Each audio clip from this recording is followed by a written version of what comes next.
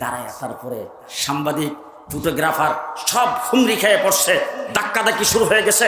হাফিজজির কথা কে নোট করবে, কে কুট করবে, কে রেকর্ড করবে? এমন সময় হাফিজজি মাইকের সামনে দাঁড়ায় বলতেছেন, ও আমার জাতি, দ্বিজাতি তত্ত্বের ভিত্তিতে 250 বৎসর লড়াই করার পরে 47 সনে আমরা একবার আজাদি লাভ করেছিলাম, স্বাধীনতা অর্জন করেছিলাম, শান্তি আসে নাই।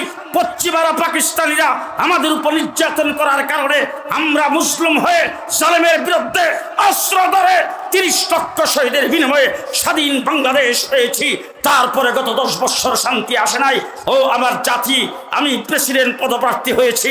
আল্লাহ যদি এই দায়িত্বের জন্য আমাকে কবুল করেন, এই দেশ জাতির শান্তির জন্য সর্বপ্রথম আমি হাফিজজি যেই কাজটি করব, সেই কাজটি হলো 68,000 গ্রামে 68,000 কুরআনী বক্তব্য কায়েম করব।